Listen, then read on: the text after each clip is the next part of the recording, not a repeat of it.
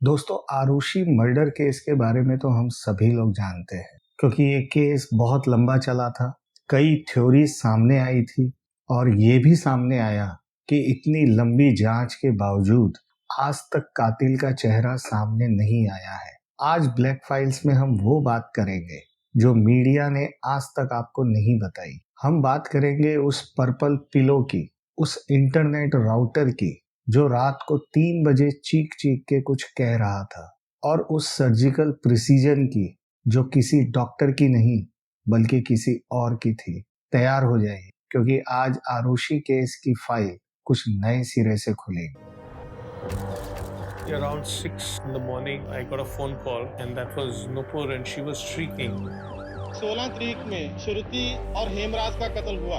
आरुषि और हेमराज का।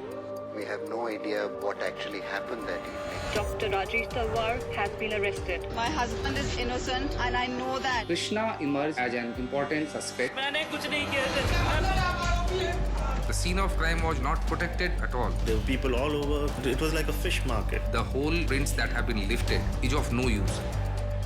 घर में 4 लोग थे, 2 लोगों के कत्ल हो जाते हैं, तो आखिर कातिल कौन? How much did she suffer before she died? 16 मई 2008 नोएडा का फ्लैट नंबर L32। हम सब जानते हैं एक 14 साल की बच्ची की लाश उसके बेडरूम में मिलती है और ठीक 24 घंटे के बाद घर की छत पे नौकर की लाश मिलती है। नौकर का नाम था हेमराज। हम सब जानते हैं कि तलवार दंपति जेल गए और फिर बरी भी हो गए थे। लेकिन क्या आप जानते हैं कि आरुषि केस और दिल्ली के बुराड़ी केस में एक समानता है? इन दोनों केसों के बीच एक ऐसा धागा है जो दोनों को जोड़ता है। इन दोनों केसों को संभालने वाला चेहरा एक ही था, सीबीआई ऑफिसर अरुण कुमार, और इन दोनों केसों का हश्र एक ही हुआ। उस केस में भी आज तक कोई कातिल नहीं मिला है और इस केस में भी आज तक कोई कातिल नहीं मिला। किसी भी क्राइम को समझने के लिए मोटिव यानी मकसद का होना बहुत जरूरी है। सीबीआई ने कहा था कि ये ओनर किलिंग है, माता पिता ने ही अपनी बेटी को मारा है, लेकिन क्या सीबीआई ने वो फाइल पढ़ी थी जिसमें आरुषि के जन्म की कहानी थी? शादी के 9 साल के बाद डॉक्टर राजेश और नुपुर तलवार के यहाँ एक बेटी हुई थी, और वो भी आईवीएफ के जरिए। ये एक बहुत लंबी और दर्दनाक प्रक्रिया होती है।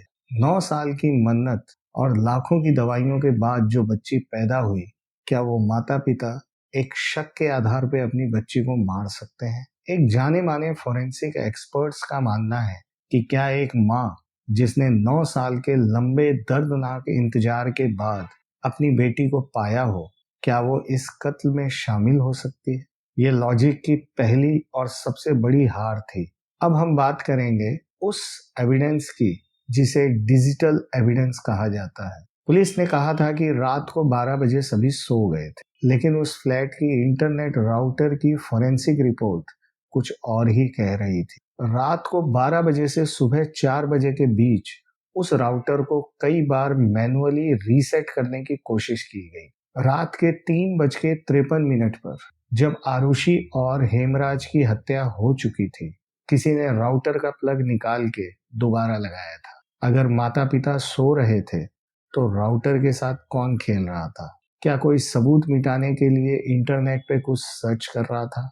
सीबीआई की दूसरी टीम ने इसे टेक्निकल फॉल्ट बता के दबा दिया। अब उस रात की सबसे खौफनाक और लॉजिकल थ्योरी पे आते हैं। उस रात फ्लैट में सिर्फ हेमराज नहीं था, तलवार दंपति का कंपाउंडर कृष्णा और अन्य 2 नौकर राजकुमार और विजय भी थे। और नार्को टेस्ट में कृष्णा ने ये कबूला था कि सभी लोग हेमराज के कमरे में शराब पी रहे थे और वहां बहस हुई थी, और ये बहस बाद में हिंसा में बदल गई। कृष्णा थोड़ा राय रात को जोर से बोल। क्या? उसके कमरे में गया था। हाँ।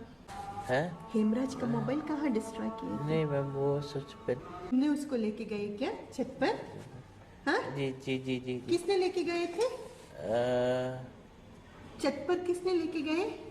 छत पर मैम पता नहीं मैम। उस दिन ताला नहीं लगाया था ना? नहीं मैम। इसलिए तुमने छत पर लेके गए क्या? क्या नाम है हत्यार का? ए कृष्णा, कौन सा हत्या? कुकली या एक खोखरी है मैम, हाँ? एक खोखरी है उसके पास। से बाहर से? हाँ जी। कितने लोग आए थे उस दिन? हाँ? हाँ? वो नहीं पता मैम। नहीं, अंदाज में कितने लोग होगा? कितने लोग थे वो? हाँ? कम से कम कितने लोग थे? 2-3 लोग तो थे मैम। क्या? 2-3 लोग तो थे। अब जरा कल्पना कीजिए कि नौकरों के बीच लड़ाई होती है।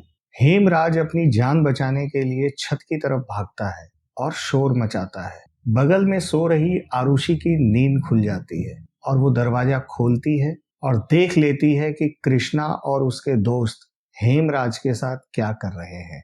और कातिलों के लिए आरुषि सिर्फ एक बच्ची नहीं है, बल्कि इकलौती आई विटनेस थी और उसे जिंदा छोड़ने का मतलब था फांसी का फंदा।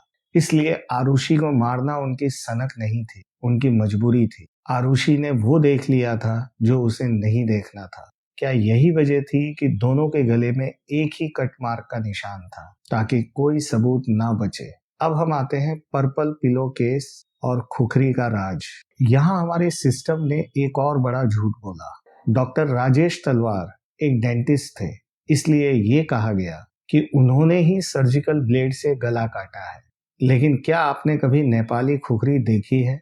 नेपाली नौकरों के पास अक्सर रहने वाला ये हथियार जब चलता है तो वह बिल्कुल वैसा ही क्लीन कट देता है जैसा कि आरुषि के गले पे था। और फिर आया वो पर्पल पिलो केस। कृष्णा के कमरे से एक तकिया मिला जिसपे हेमराज का डीएनए था। ये वो स्मोकिंग गन सबूत था कि मर्डर कृष्णा ने किया है। लेकिन आप जानते हैं क्या हुआ? एक कथित टाइपराइटर ने लिखा कि ये तकिया आरुषि के कमरे से मिला है और इस एक छोटी सी गलती ने 3 कातिलों को आजाद कर दिया। क्या ये वाकई गलती थी या फिर किसी ने जानबूझकर फाइलों के साथ छेड़छाड़ की थी? आरुषि केस के पहले जांच ऑफिसर मिस्टर अरुण कुमार ने कहा था कि ये काम नौकरों ने किया है। उन्होंने नार्को टेस्ट और कुछ साइंटिफिक सबूतों से इसे साबित भी किया था, लेकिन उनका ट्रांसफर करा दिया गया और फिर पूरी कहानी बदल गई। आरुषि तलवार आज हमारे बीच में नहीं है। 9 साल की मन्नत के बाद आई वो परी सिस्टम की लापरवाही और मीडिया के शोर से कहीं खो गई। तलवार दंपति बरी हो गए, जिसका मतलब था कि कानून की नजर में कोई कातिल नहीं है और हमारा सिस्टम पूरी तरीके से फेल रहा ये जानने में कि उस रात हुआ क्या था। लेकिन क्या सच वाकई गायब हो गया या वो आज भी उस बंद फ्लैट की दीवारों में मौजूद है? असली कातिल शायद आज भी आजाद घूम रहे हैं, शायद किसी और के घर में नौकर के रूप में काम कर रहे हो, लेकिन आरुषि का वो चेहरा आज भी इंसाफ मांग रहा है। आपको क्या लगता है दोस्तों कि आरुषि ने क्या उस रात कुछ ऐसा देख लिया था जिसकी कीमत उसे अपनी जान गंवा के चुकानी पड़ी? दोस्तों कमेंट में अपनी राय जरूर दें। दोस्तों कहानी यहीं समाप्त करता हूँ और अगर चैनल को सब्सक्राइब नहीं किया है तो प्लीज सब्सक्राइब कर लीजिए। मिलते हैं एक नई कहानी के साथ, तब तक अपना बहुत ख्याल रखिए, अलर्ट रहिए, सावधान रहिए। नमस्कार।